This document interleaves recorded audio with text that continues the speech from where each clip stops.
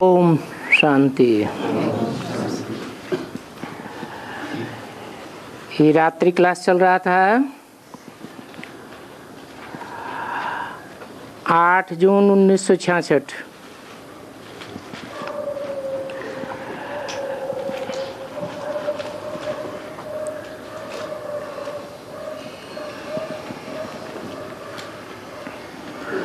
बात चल रही थी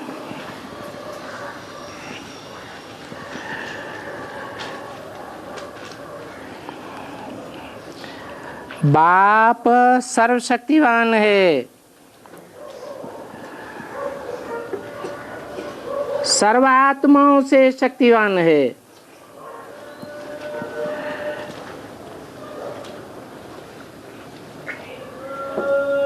अभी आत्माओं को सर्वशक्तिवान बाप से शक्ति मिल रही है,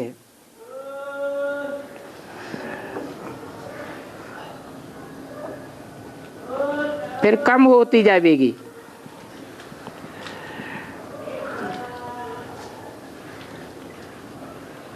सर्वशक्तिवान बाप को याद करो तो शक्ति का वर्षा मिलेगा,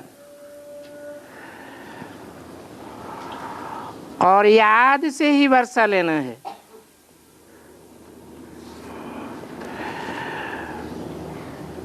तुम भी समझते हो हम शिव बाबा के सामने बैठे हैं, और तो कोई नहीं समझते हैं।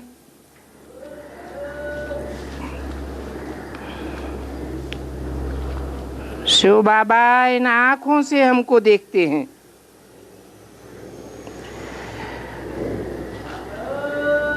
आत्मा ही देखती, सुनती और बोलती है।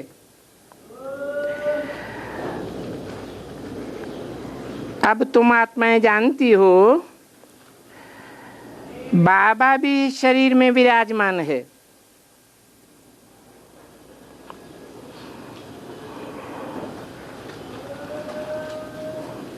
वर्षा देने आए हैं और पावन भी बनावेंगे। जितना तुम पावन बनेंगे उतना ऊंचे पद पावेंगे। आगे तो तीर्थों पर जाते थे बहुत तकलीफ करके, अभी तो तकलीफ की कोई बात ही नहीं है। बाप आए वर्षा देते हैं। तुमको तो कोई तकलीफ नहीं देते हैं। इस पढ़ाई में कोई भी तकलीफ नहीं है। उस दुनियावी पढ़ाई में तो बहुत खिटपिट है। कितने ढेर की ढेर किताबें होती हैं।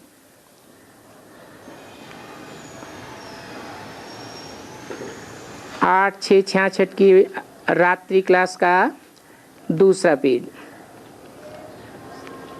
यहाँ बुढ़ियों को कुछ लिखना पढ़ना नहीं है। तुम कुछ भी नहीं जानती हो तो बहुत अच्छा है। जो भी पढ़े हुए हो इस समय वो कोई काम का नहीं है, क्योंकि बाप सिर्फ कहते हैं मुझे याद करो। जो राजयोग बाप सिखाते हैं वो राजयोग की बात शास्त्रों में नहीं है।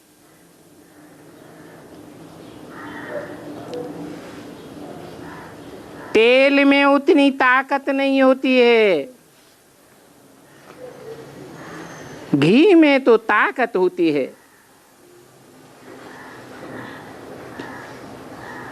भक्ति मार्ग में सारा तेल ही तेल है, और ये तो घृत है।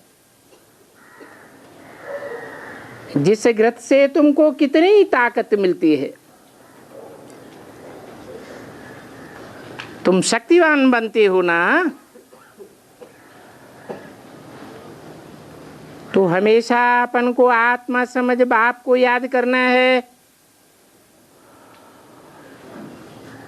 और ये भी जानते हो आत्माओं को वर्षा देने बाप ही आते हैं।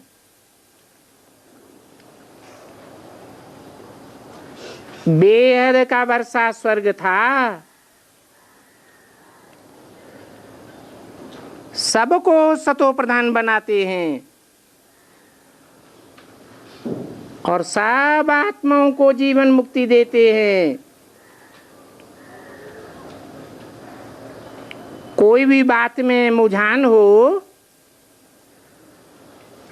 तो उस समय छोड़ देना चाहिए। मूल बात है ही एक बाप को और सच चक्र को जानना। तुम जानते हो कि पतित बनने के कारण ही बेड़ा गर्क हुआ है। विकारी मनुष्य कोई काम के नहीं होते हैं। तुम पावन बन रहे हो, वो पतित हैं। आत्मा जानती तो है ना मैं पतित हूं। मैं आत्मा विष्टा का कीड़ा हूं। अपने ऊपर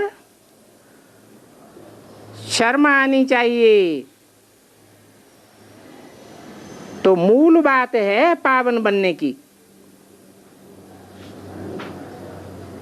पतित को सभा में बैठने से भी बड़ा पाप पड़ता है।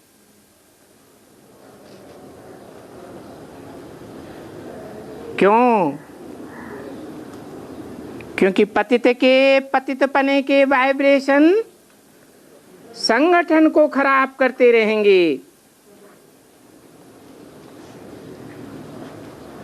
सभा में ऐसे समझे जैसे कि स्वच्छ सभा में कोई भंगी से भी बदतर बैठा हो। बहुत दंड खाते हैं। इससे तो सभा में ना आना बेहतर है। आने से तो और ही अपना कल्याण करेंगे।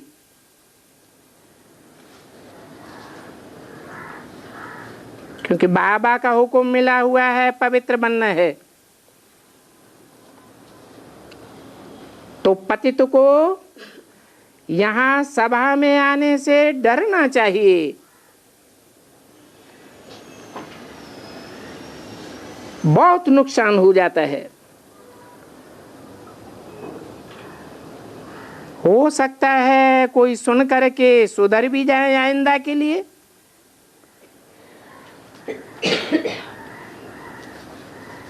प्रतिज्ञा करो। सो तो तब करें जब बुद्धि में बैठे, नहीं तो दंड के भागी बन पड़ते हैं। अच्छा, गुड नाइट।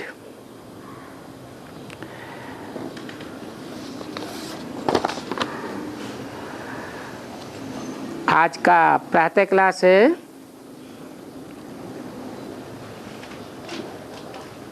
17 जून 1966।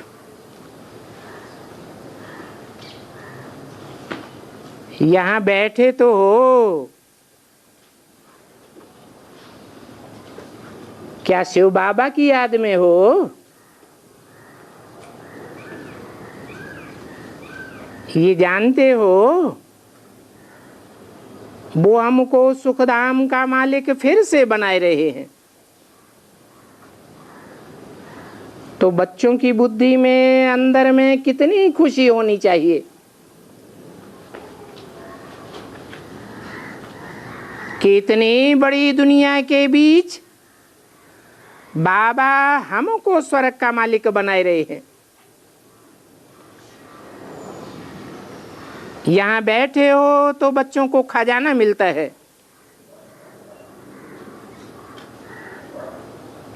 अनेक प्रकार की कॉलेजें होती हैं,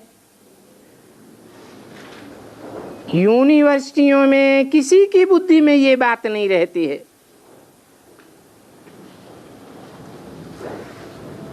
यहाँ तो तुम ही जानते हो कि बाबा हमको फिर से स्वर्ग का मालिक बनाते हैं। ये खुशी तो रहनी चाहिए ना। इस समय और सब ख्यालात निकाल कर एक बाप को ही याद करना है। यहाँ जब बैठते हो तो बुद्धि में ये नशा रहना चाहिए, हम अब सुखधाम के मालिक बन रहे हैं और ये सुख और शांति का वर्षा हम कल्प कल्प लेते हैं। दुनिया के मनुष्य तो कुछ भी नहीं जानते। कल पहले भी बहुत ही मनुष्य ज्ञान अंधेरे कुंभकर्ण की नींद में खोए हुए थे, फिर खत्म हो गए। अभी फिर भी ऐसे ही होगा। ये भी बच्चे समझते हैं हमको तो बाबा ने अडॉप्ट किया है, अथवा तो हमने बाबा के धर्म की गोद ली है। वो बाबा फिर से आदि सनातन देवी देवता धर्म की स्थापना कर रहे हैं। अभी हम ब्राह्मण हैं, हम ब्राह्मण सच्चा सच्चा गीता पाठ सुन रहे हैं। सच्चा सच्चा क्यों कहा? क्योंकि सच्चा बाप आकर के सच्ची गीता सुनाते हैं। हम बाबा से फिर से राजयोग और ज्ञान बल से वर्षा ले रहे हैं। ऐसे ऐसे ख्यालात जरूर बुद्धि में आना चाहिए। बाप भी आकर के खुशी की बातें बताते हैं। बाप जानते हैं बच्चे काम चिता पर बैठ काले भस्मीभूत हो गए हैं, इसलिए हम अमरलोक से मृत्युलोक में आता हूं। तुम फिर कहते हो हम मृत्युलोक से अमरलोक में जाते हैं। बाप कहते हैं मैं मृत्युलोक में आता हूं। इस मृत्युलोक में सब की मृत्यु हो गई है, A to Z। इसलिए मुसलमान लोग क्या कहते हैं? सब कब्र दाखिल हो गए, सब की बुद्धि मिट्टी में मिल गई। उनको फिर से अमरलोक में ले जाता हूं। इन शास्त्रों में तो क्या क्या लिख दिया है। समझते हैं वो सर्वशक्तिवान है, जो चाहे सो कर सकते हैं। परंतु बच्चे तो जानते हैं, उनको बुलाया ही जाता है हे पतित पावन आओ, पतितों को आ करके पावन बनाओ, दुख हर करके सुख दो। इसमें जादू की व तुलसम की कोई बात नहीं है। बाप आते ही हैं कांटे से फूल बनाने के लिए। इस कांटों के जंगल में तुम कांटे ही कांटे थे। तुम जानते हो अब कि हमें ही सुखधाम में देवताएं थे और धर्म वाले वहां नहीं थे। हम ही सतो प्रधान थे, परंतु हर एक को सतो प्रधान से फिर तमो प्रधान में आना ही है। यहां बैठने के समय तो बच्चों को और ही मजा आना चाहिए। कोई अनजान या विपरीत धर्म का यहां आकर बैठेगा तो मजा के बजाय और ही सजा भुगतेगा।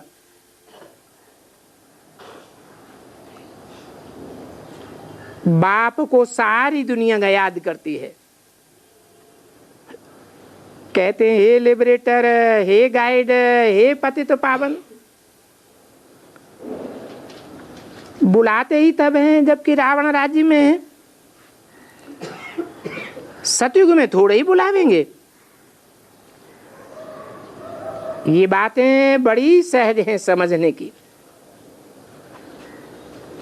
परंतु माया ऐसी है एकदम भ्रष्ट बुद्धि बनाई देती है। गवर्नमेंट खुद कहती है ये भ्रष्टाचारी राज्य है, परंतु कोई भी अपन को भ्रष्टाचारी नहीं समझते हैं। देवताओं के आगे जाकर गाते भी हैं, आप सर्वगुण संपन्न हो, संपूर्ण हिंसक मर्यादा पुरुषोत्तम हो। हम पापी हैं, कपटी हैं, नीच हैं।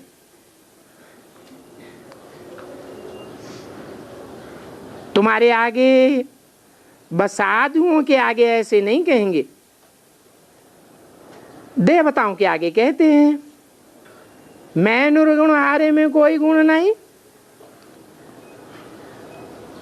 शिव के आगे भी ये महिमा नहीं करेंगे,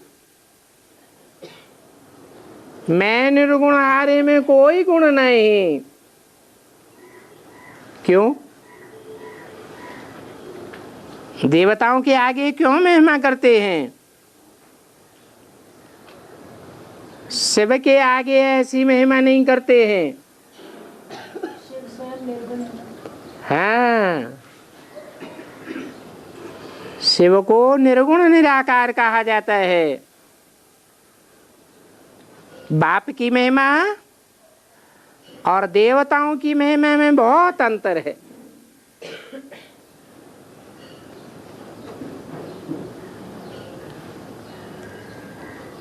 अक्सर करके लक्ष्मी नारायण के आगे जास्ती कहते हैं।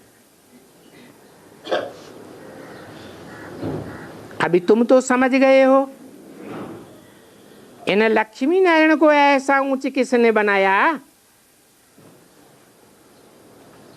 तुम तो उनके अनेक जन्मों की कहानी बताते हो। पहले नंबर में 84 का चक्र यही खावेंगे। ये बातें तुम्हारे सिवाय और कोई की बुद्धि में नहीं है।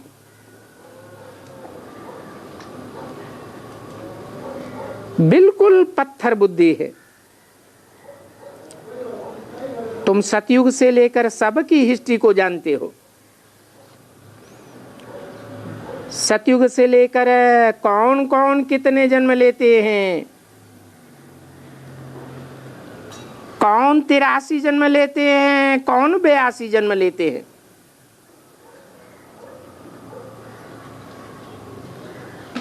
कन्वर्ट होने वालों की भी हिस्ट्री तुम बता सकते हो। कौन क्या क्या बनते हैं वो भी तुम जानते हो। परंतु ये बातें तुमको किसने सिखाई? तो तुम कहेंगे हमको भगवान ने सुनाया।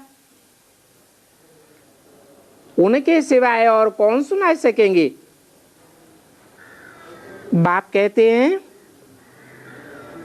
मैं तुम्हारे 84 जन्मों की कहानी सुनाता हूं, तो जरूर समझेंगे। इनको उसने ही समझाया होगा। बाप की भी महिमा करेंगे, टीचर सदगुरु की भी महिमा करेंगे। फिर जान जावेंगे कि तीनों एक ही हैं। एक ही मुकर्रर रथ के द्वारा बाप, टीचर, सदगुरु तीनों का पार्ट बजाते हैं। कि तुम्हारी बुद्धि में है। शिव बाबा का धंधा ही है पतितों को पावन बनाना। पतितों की पहचान क्या है?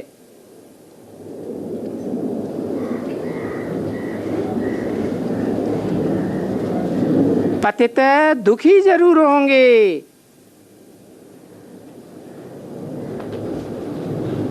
बाप कहते हैं मैं ही पतितों को पावन बनाने आता हूं। सतो प्रधान सुखी होते हैं और तमो प्रधान दुखी होते हैं। खुद भी दुखी होते हैं, औरों को भी दुखी देते हैं।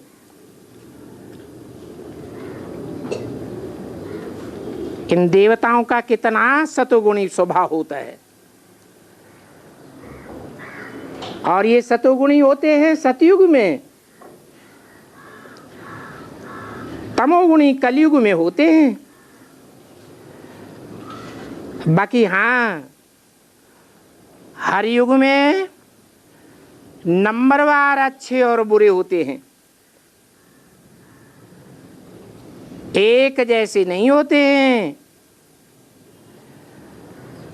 सतयुग में कब ऐसे नहीं कहेंगे ये कोई खराब है, ये ऐसा वैसा है, क्योंकि वहां बुरे लक्षण कोई में होते ही नहीं है। वो हैं ही दैवी संप्रदाय। हाँ, साहूकार और गरीब हो सकते हैं, बाकी अच्छे व बुरे गुणों की वहां गणना नहीं होती है। वहां तो सब सुखी रहते हैं,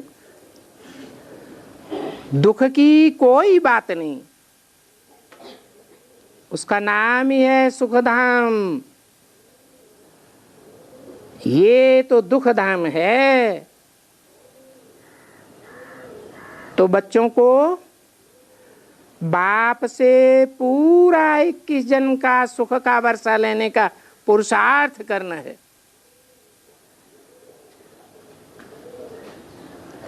इसके लिए अपना चित्र और इन लक्ष्मी नारायण का चित्र भी रख सकते हैं,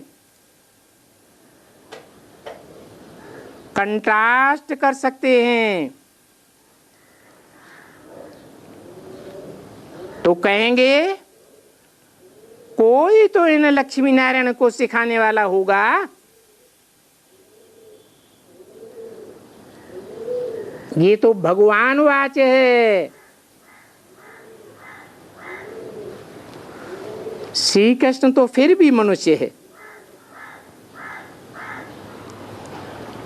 उनको भगवान नहीं कहेंगे। भगवान को अपना शरीर नहीं होता है।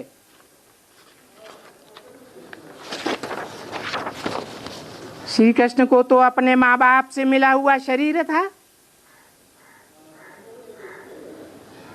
भगवान तो आकर के शरीर का लोन लेते हैं। 17 जून 1966 की वाणी का दूसरा पेज। जिस शरीर का लोन लेते हैं वो शास्त्रों में गाया हुआ है, भागीरथ है। तो जरूर कोई रथ पर विराजमान होता होगा। मनुष्य शरीर में ही विराजमान होते हैं, बैल पर थोड़े ही आवेंगे।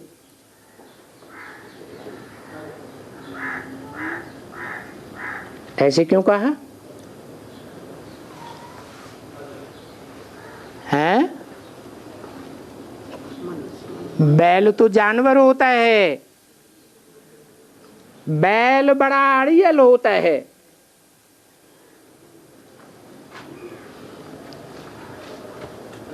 जानवर बुद्धि में भगवान बाप आवेंगे क्या?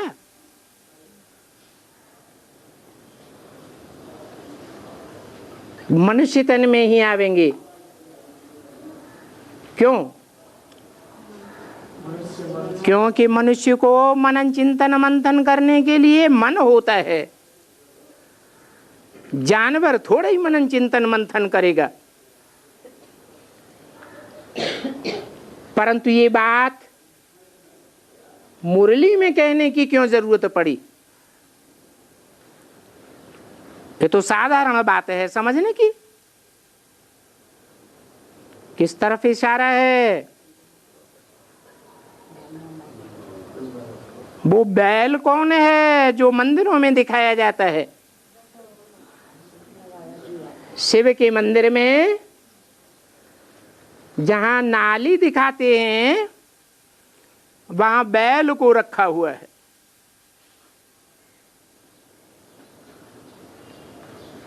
अब बैल को शिव दिखाई पड़ेगा या नाली दिखाई पड़ेगी? किसके सामने बैठा हुआ है? हैं? बैठा तो शिवलिंग के सामने है, लेकिन वहां नाली भी है। परंतु बैल किसको याद करेगा? है? बैल शिव को पहचानता है। अरे आज के मनुष्य शिव को नहीं पहचानते। मनुष्य मात्र ये नहीं जानते हैं कि मंदिर में रखा हुआ ये पत्थर का लिंग किसकी यादगार है। तो जानवर बुद्धि कैसे जानेगा? बाप कहते हैं मैं बैल पर थोड़े ही आऊंगा, परंतु भक्ति मार्ग में शिव और शंकर को इकट्ठा कर दिया है।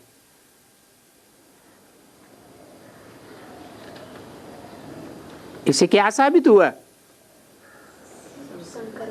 कि शिव कोई मनुष्य शरीरधारी में प्रवेश करता है। जिसमें प्रवेश करता है उसे आप समान निराकारी निर्विकारी निरहंकारी बनाता है।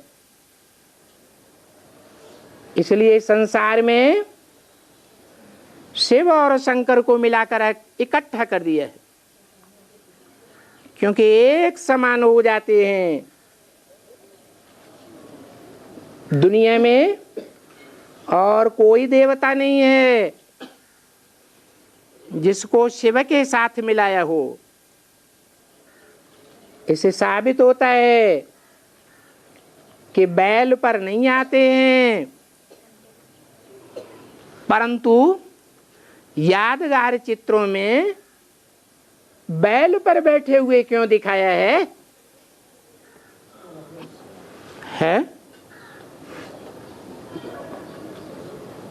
इसीलिए दिखाया है कि बैल पर शंकर की सवारी होती है, शिव की सवारी नहीं होती है। इसकी यादगार नेपाल में कुछ है पशुपति नाथ। क्या नाम दिया? जो पशुओं का पति है उनको भी नाथने वाला है। तो साबित होता है कि शिव शंकर में आते हैं और शंकर के हाई जंप लगा के पुरुषार्थ करते हैं तो बैल पर सवार हो जाते हैं। बाकी ऐसे नहीं है कि शिव बैल पर आते हैं। हाँ, शिव शंकर को इकट्ठा किया है तो बैल दे दिया है। तो बाप कहते हैं तुमको तो कितना खुश होना चाहिए कि हम बैल के नहीं बने हैं, हम किसके बने हैं? हम तो जो मनुष्य सृष्टि का बाप है, जो आत्माओं का बाप है, जो एक ही शरीर में प्रत्यक्ष होते हैं, हम उस बेहद के बाप के बने हैं। बाप भी कहते हैं बच्चे तुम ही हमारे हो। क्यों? सारी दुनिया बाप की नहीं है? है? सारी दुनिया बाप की क्यों नहीं है? क्योंकि सारी दुनिया बाप को नहीं जानती है। तुम बच्चे ही बाप को जानते हो। बैल भी बाप को नहीं जानता है। जो बैल के फॉलोअर हैं वो भी बाप को नहीं जानते हैं। तो तुमको बहुत खुश होना चाहिए कि हम किसी जानवर बुद्धि भगवान के नहीं बने हैं।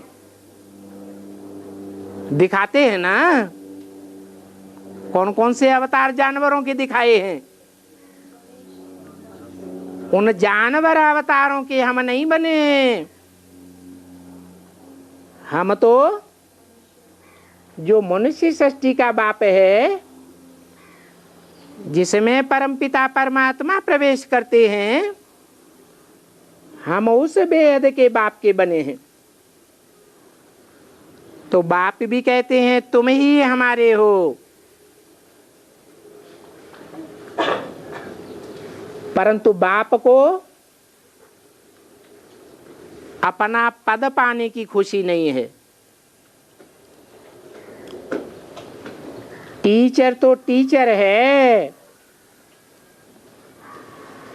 टीचर का काम है पढ़ाना।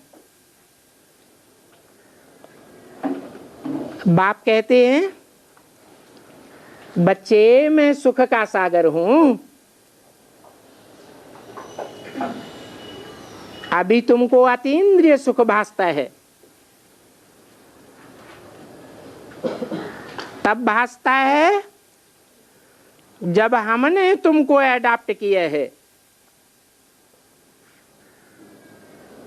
और एडॉप्शन तो किस्म किस्म की होती है। पुरुष भी कन्या को एडॉप्ट करते हैं। वो कन्या भी समझती है ये हमारा पति है। अभी तुम तो समझते हो शिव बाबा ने हमको एडॉप्ट किया है। दुनिया में इन बातों को कोई नहीं जानते हैं।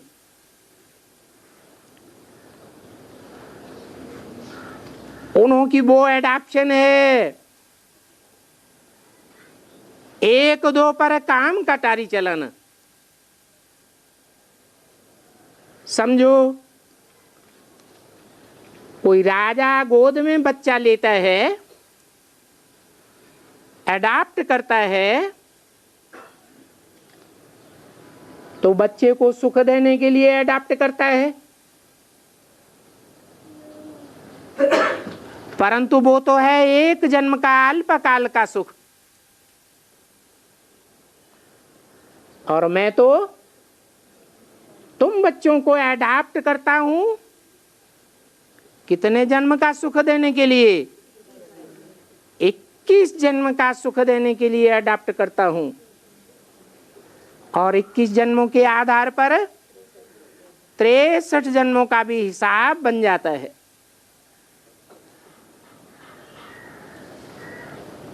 वो कहेंगे ये हमारा गुरु है,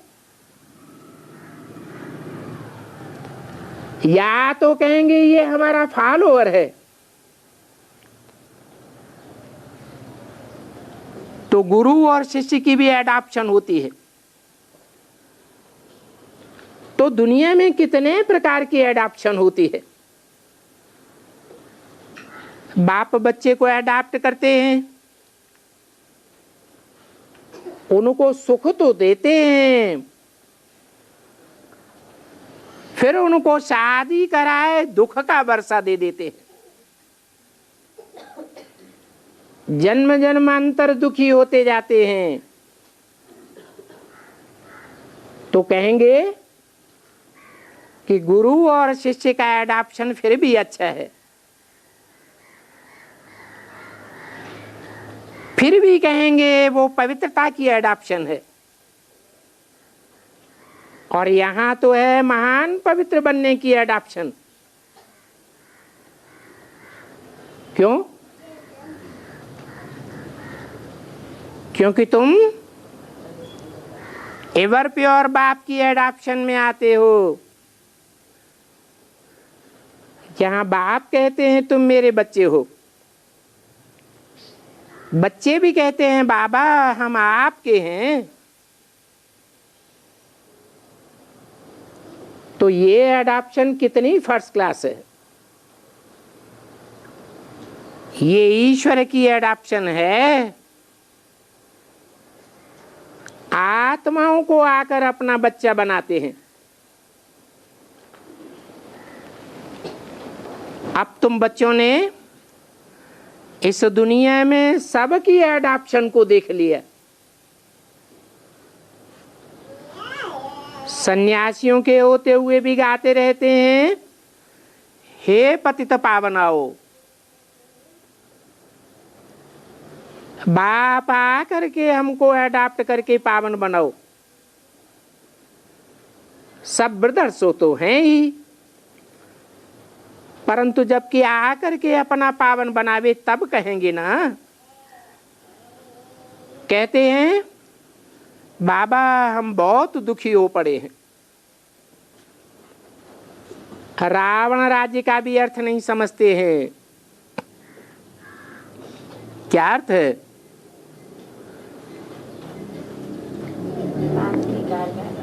रावण कहा ही जाता है रुलाने वाले को। रावण कहा ही जाता है 5 विकारों को। रावण की एफजी बना करके जलाते रहते हैं। जैसे कोई किसी को दुख देते हैं तो समझते हैं इस दुखदाई के ऊपर तो केस चलना चाहिए,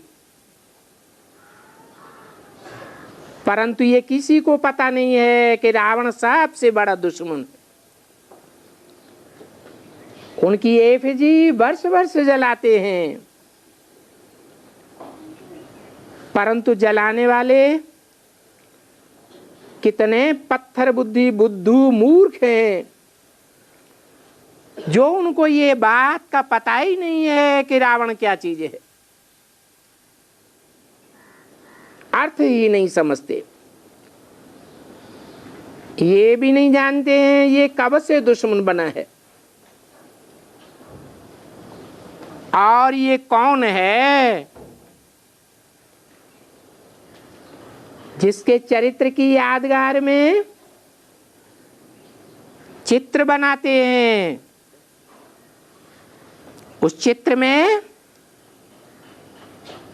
10 शीश दे दिए हैं। आखिर ये 10 शीश वाला दुश्मन मरेगा या नहीं मरेगा? इस दुश्मन का तो तुमको ही असली पता है।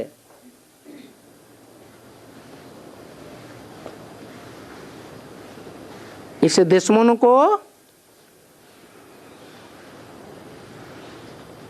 खत्म करने के लिए बाप को ही आना पड़ता है।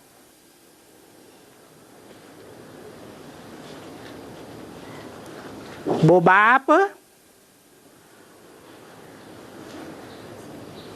गीता में क्या कहते हैं?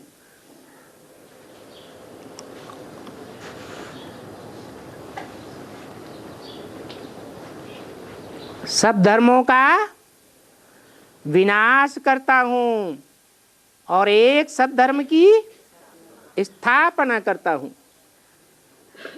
अर्थात जो 10 धर्म हैं उनका विनाश करता हूं और राम राज्य की स्थापना करता हूं। तो इस दुश्मन का तुमको ही मालूम है। उस दुश्मन को विजय पाने के लिए तुमको अडॉप्ट किया है। ये भी तुम बच्चे जानते हो कि विनाश तो होना ही है।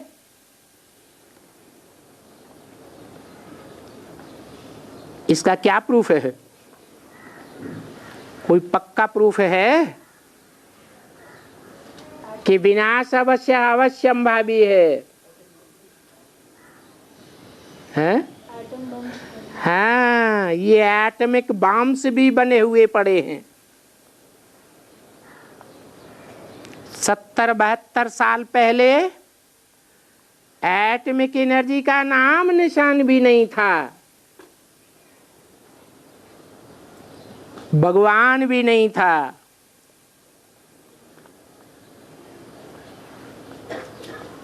भगवान के ढेर डुप्लीकेट रूप भी नहीं थे। 70-72 साल के अंदर असली भगवान भी आया, एटम बम भी बने और ढेर के ढेर डुप्लीकेट भगवान भी निकल पड़े। अभी तुम तो जानते हो इस ज्ञान यज्ञ से ये विनाश ज्वाला निकली है। अभी तुम जानते हो हम रावण पर विजय पाने के लिए फिर से नई सृष्टि में राज्य करेंगे। बाकी तो रामलीला, कृष्ण की रास लीला, ये सब गुड़ियों के खेल हैं।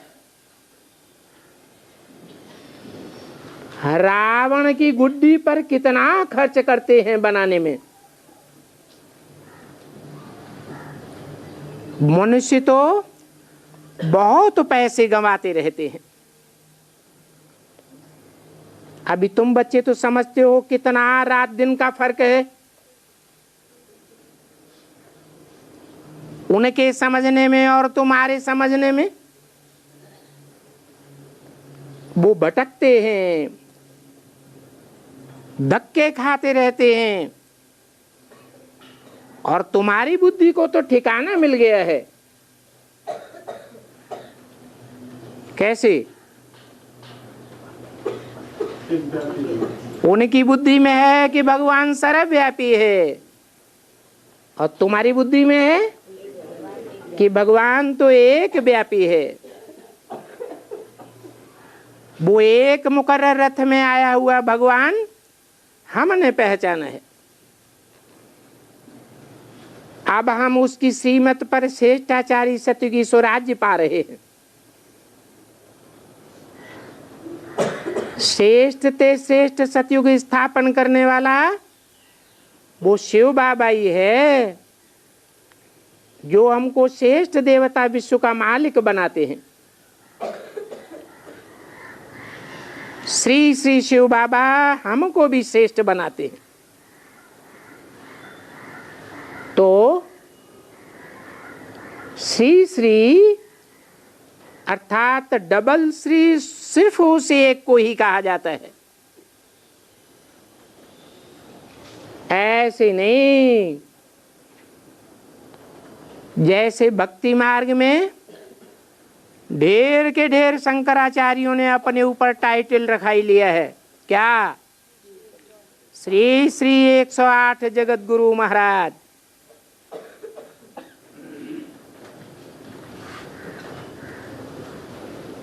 जो दुनिया की आत्माओं में से चुनकर श्रेष्ठ ते श्रेष्ठ देवताओं की माला बनाते हैं, माला संगठन को कहा जाता है। वो माला बनाने वाला बाप पुनर्जन्म में नहीं आते हैं। ये सन्यासी उदासी तो पुनर्जन्म में आते रहते हैं। तो अभी देखो आजकल कितने सन्यासियों आदि ने अपने ऊपर नाम रखवा लिया है, श्री श्री फलाना। तो कितना फर्क हो गया है।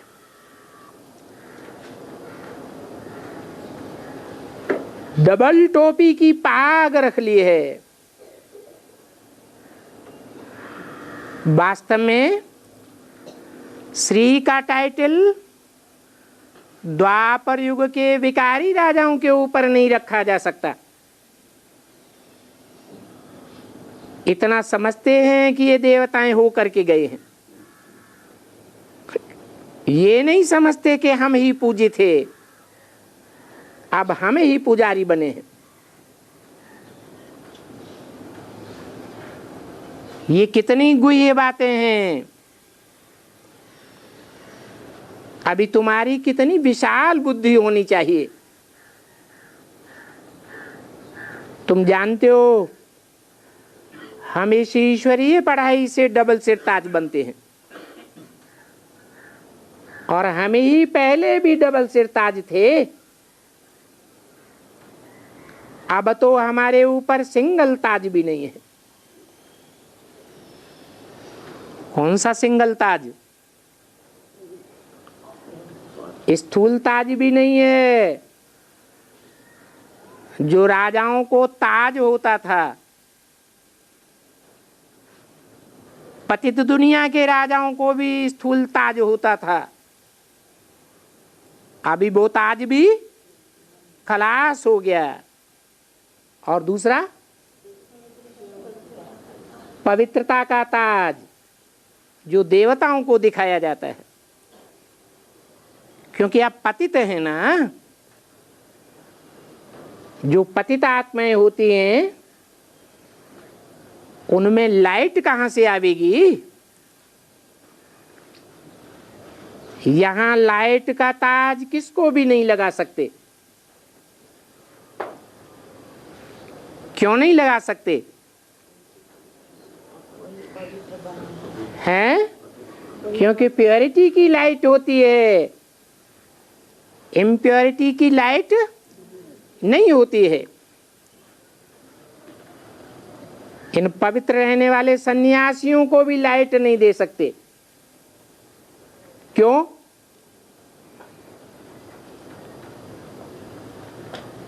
क्योंकि उनकी पवित्रता भी आर्टिफिशियल है। जैसे कोई 10 साल जेल में रहे, जेल से बाहर आने के बाद कहे मैंने 10 साल पवित्रता का पालन किया, ब्रह्मचर्य का पालन किया।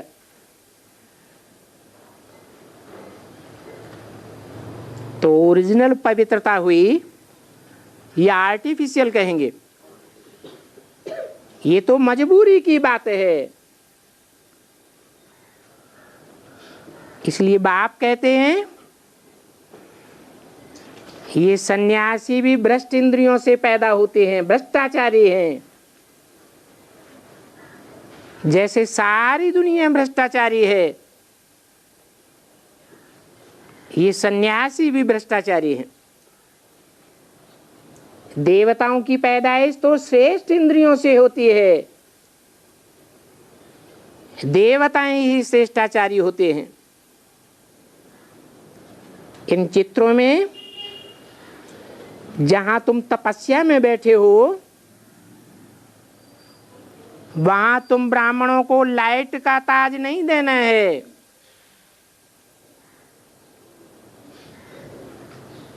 तुमको डबल सिर ताज भविष्य में बनना है। जो भविष्य में आने वाला टाइम है उसे स्वर्णिम संगम युग कहेंगे। तुम बच्चे अभी जानते हो तो इस बात की खुशी में रहते हो। हम बाबा से डबल सिर ताज महाराजा महारानी बनने के लिए आए हैं। ये खुशी तुमको रहनी चाहिए। शिव बाबा को याद करना चाहिए तो पतित से पावन बन स्वर्ग का मालिक बन जाएंगे, और इसमें कोई तकलीफ की बात नहीं है।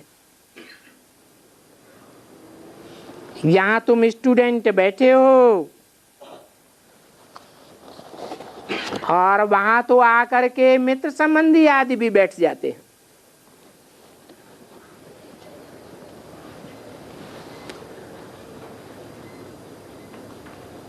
ये भी अधूरी मुरली है।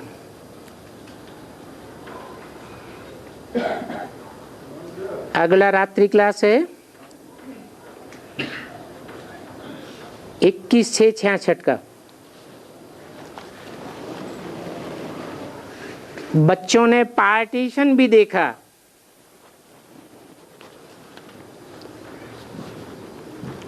जब पार्टीशन हुआ हिंदुस्तान पाकिस्तान का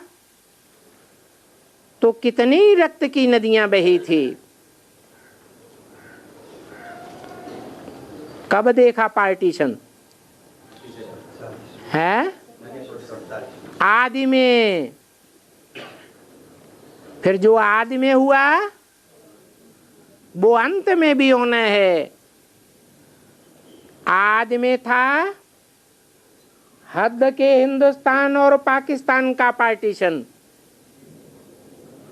अभी अंत में क्या होगा? है बेहद का पाकिस्तान बनना है।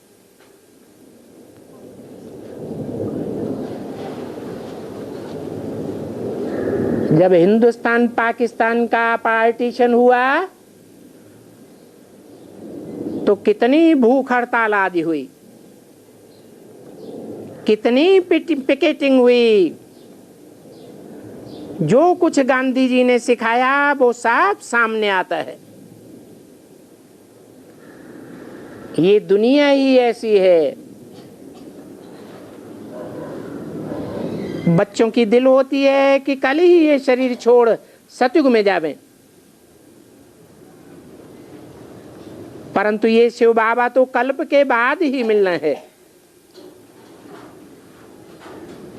इसलिए फिर दिल नहीं होती है।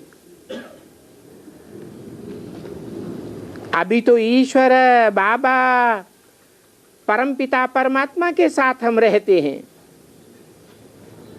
खाते हैं, पीते हैं, बैठते हैं। गायन भी है, तुम्ही से खाऊं तुम्ही से बैठूं।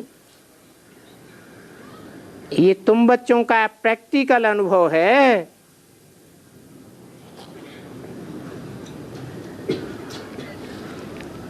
दिन रात सुबह शाम ये ख्याल में आना चाहिए,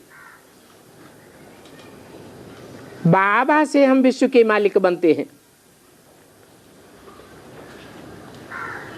निश्चय बुद्धि विजयते संशय बुद्धि विनश्यते गाया हुआ है। कहाँ का गायन है? जब तुमने कल पूर्व भी विश्व की बादशाही पाई थी, विजयमाला के दाने बने थे, तो अब भी विजयमाला का दाना बनने के लिए कितना पुरुषार्थ करना चाहिए। जबकि हम गाते आए हैं, तुम माता पिता हम बालक तेरे। वो भक्त लोग तो कुछ भी नहीं जानते हैं कि कैसे बाप आकर के प्रैक्टिकल में माता पिता बनते हैं। अभी तुम तो प्रैक्टिकल में जानते हो। प्रैक्टिकल किसे कहा जाता है?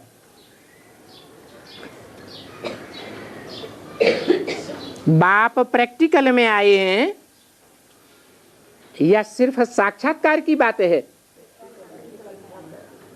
प्रैक्टिकल में माना शरीर के साथ पार्ट बजाते हैं। अभी बाबा आया हुआ है तो जितना सुख लेना चाहें उतना ले सकते हैं। इसमें सिर्फ याद की बात है। बाप कहते हैं आधा कल्प तुम देह अभिमानी बनकर रहे हो। अभी तुम बाप को याद करो, तो तुम्हारे देह अभिमान की कट उतर जाएगी।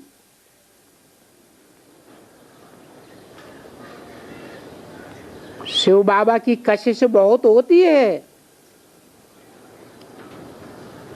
फिर भी कहते हैं मुझे याद करो, पवित्र बनो।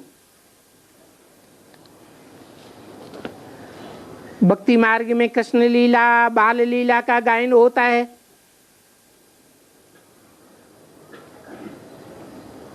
कह दिया है मटकी फोड़ते थे,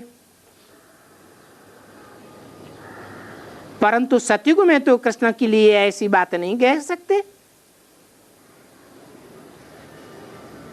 ये तो संगम युग की यादगार है। संगम युग में बाबा प्रैक्टिकल में जादूगर है।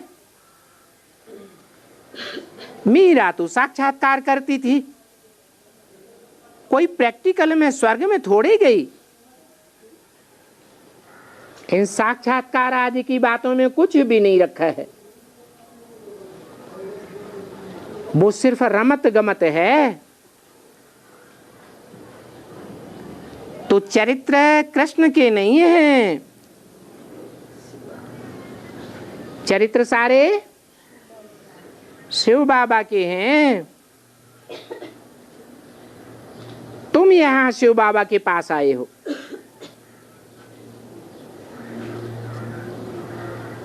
तुम आए हो शिव बाबा के पास, वो नहीं आए हैं। वो माने कौन?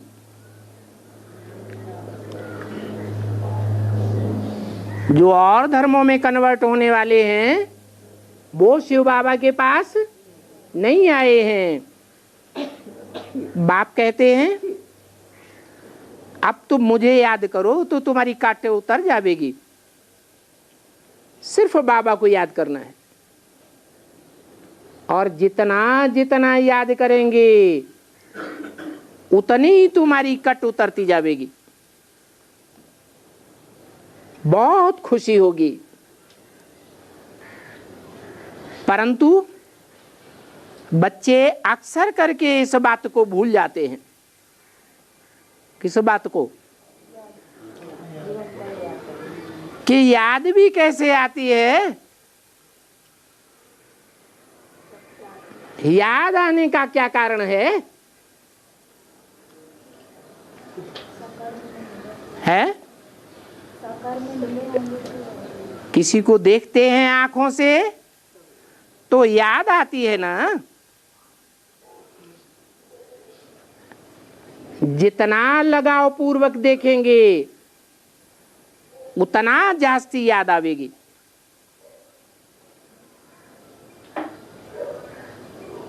ये तो आंखों का मिसाल दिया। मनुष्य को तो सबसे जास्ती इंद्रियां होती हैं। जानवरों में, कीट पशु पक्षी पतंगों में उतनी इंद्रियां नहीं होती हैं। इंद्रियों से ही सुख और दुख लिया जाता है। और भगवान बाप तो सुखदाई है या दुखदाई है? सुखदाता है। तो बहुत याद आना चाहिए। परंतु माया पीछे ऐसी पड़ी हुई है जो तुमको छोड़ेगी ही नहीं। माया क्या करती है? हैं? तुम कहते हो बाप भगवान आया हुआ है, और माया कहती है हो ही नहीं सकता कि भगवान बाप आवे। माया तुमको बहुत तूफान में लावेगी। तो माया से तुम्हारी लड़ाई है। मीठे मीठे बच्चों को तो बहुत खुशी में रहना चाहिए। जो कड़ुए कड़ुए हैं, वो खुशी में नहीं रह सकते। रह सकते हैं कि नहीं रह सकते हैं? हैं? मीठे बाबा का संग करने वाले मीठे ही रहेंगे या कड़वे होंगे? मीठे ही बनकर रहेंगे। बाप कहते हैं अतीन्द्रिय सुख की बातें पूछनी हो तो गोपी बल्लभ के गोप गोपियों से पूछो। किससे पूछो? गोप गोपियों नाम क्यों दिया? गोप गोपी माने क्या? जिन्होंने बाप के साथ गुप्त संबंध जोड़े हैं। दुनिया वालों की बुद्धि में उन गुप्त संबंधों की बात नहीं बैठती। वो गोप गोपी शिव बाबा से फिर से वर्षा ले रहे हैं। पुरुषार्थ अच्छा करेंगे गुप्त रहने का, क्योंकि तुम्हारा दान मान पद सर्विस सब गुप्त है, तो तुम ऊंच पद पाए सकते हैं। अगर दान किया दूसरे को पता लग गया तो दान की ताकत कम हो जाएगी, फिर उतना ऊंच पद नहीं पाए सकेंगे। बच्चियां मार खाती हैं,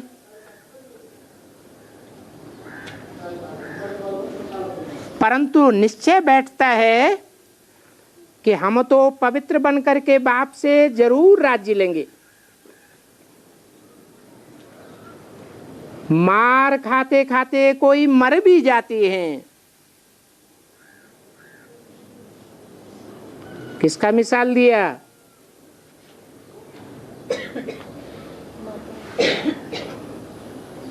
जालंधर में कोई बच्ची मार खाते खाते मर गई, वो भी बहुत अच्छा पद पाए लेंगी। इस समय तुम नालिशफुल बनते हो। बाप इस समय आए नालिश देते हैं,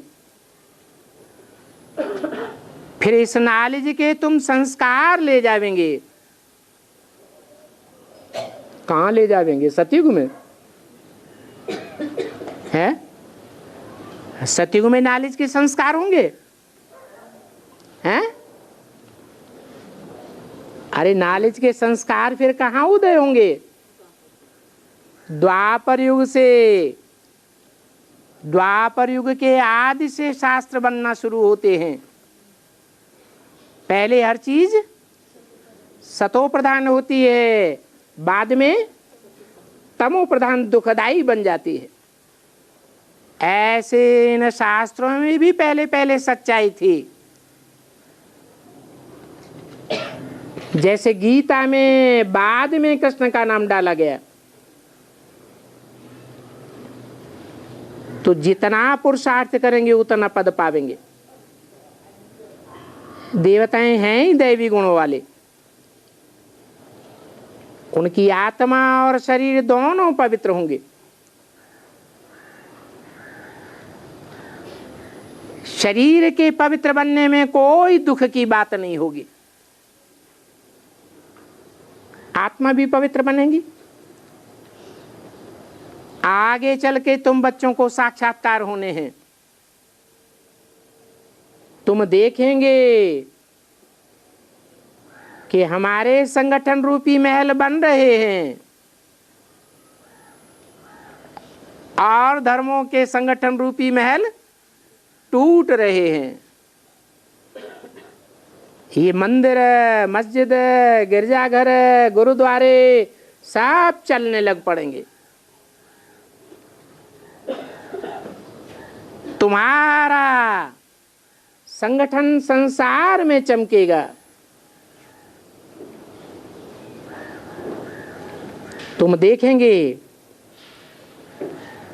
फिर बतावेंगे कि फलानी दासी बनेगी। फिर उस समय बहुत अफसोस होगा। इसलिए बाबा कहते हैं जितना याद कर सको उतना पुरुषार्थ करो और उनको भी रास्ता बताओ। बोलो, बेहद का बाप स्वर्ग की रचना रचने वाला है, तो बाप को याद करने से तुम्हारे विकर्म विनाश हो जाएंगे। अच्छा, बच्चों को गुड नाइट।